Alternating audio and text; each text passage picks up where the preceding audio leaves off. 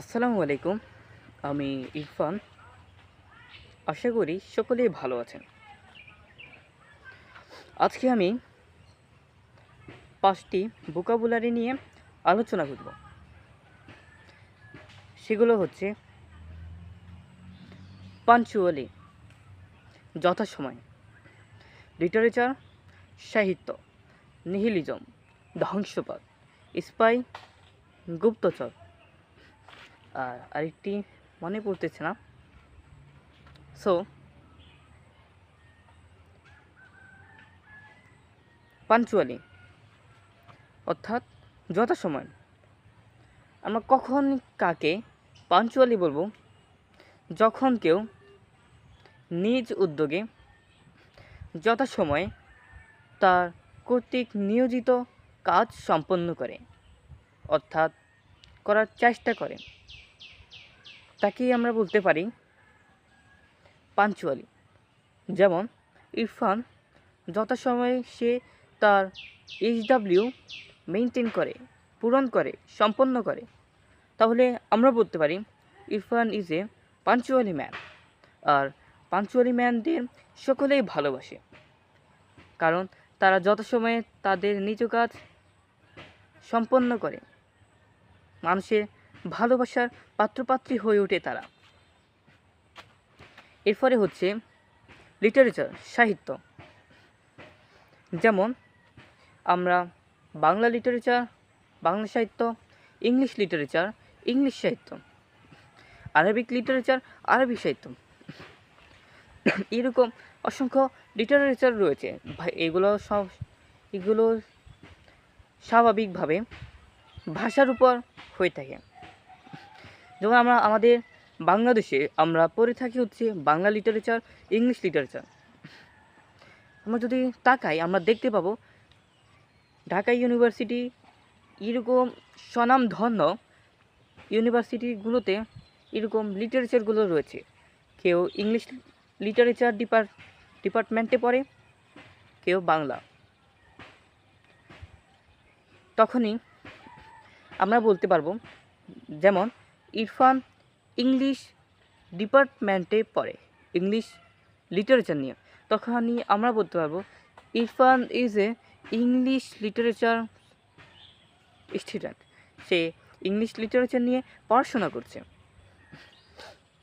এরপরে আমরা বলবো নিহিলিজম ধ্বংসবাদ। আপনারা তো জানেন নিহিলিজম কাকে বলা হয়? যারা ধ্বংসবাদ, যাদের চিন্তার মধ্যে ঘোর ধ্বংস নিয়ে উদ্বিগ্ন থাকে। যেমন আমরা হিটলারকে বলতে পারি নিহিলিজমে বিশ্বাসী। আবার আমরা নিটশেকে বলতে পারি। নিটশেকে বলা হয় মূলত সে একবার বলেছিল গড ইজ ডেড। তার যারা মোটামুটি ফিলোসফি নিয়ে ধারণা রাখেন, ফিলোসফি নিয়ে, তাদের সকলেরই এই কথাটা জানারই কথা। একটি বিখ্যাত লাইন। এখানে মেনলি গড ইজ ডেড, এটাকে গডকে এখানে মূলত সাবজেক্ট করে না, অর্থাৎ এখানে মেইন ফোকাস কিন্তু গড না, এখানে ইউরোপিয়ান মানে শাসক গোষ্ঠীদের বোঝানো হয়েছে। এটার অনেক বড় একটি হিস্ট্রি রয়েছে। তাহলে আমরা নিহিলিজম মানে কি? ধ্বংসাত্মক। যারা ধ্বংসাত্মক চিন্তাভাবনা করে, যারা ধ্বংসাত্মকভাবে নিজের জীবন উদ্দীপনাগুলো সম্পন্ন করে, বাস্তবায়ন করে, তাদেরকে আমরা বলতে পারি নিহিলিজমে বিশ্বাসী। আর যারা এই বিশ্বাসী তাদেরকে বলা হয় নিহিলিজম, অর্থাৎ ধ্বংসাত্মকবাদ, অর্থাৎ ধ্বংসবাদ। এরপরে হচ্ছে স্পাই অর্থাৎ গুপ্তচর।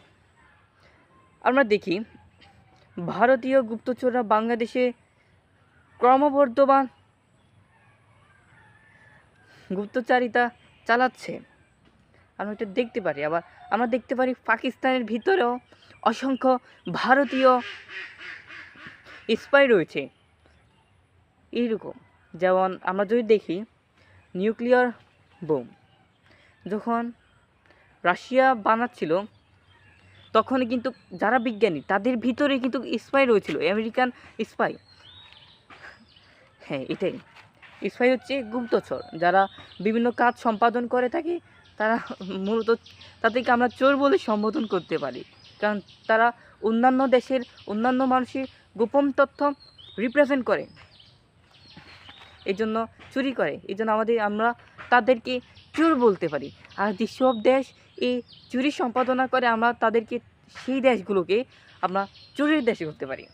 তাহলে দ্যাটস ওয়াই আমরা ভারতকে চোরের দেশ বলতে পারি, আমেরিকাকে চোরের দেশ বলতে পারি।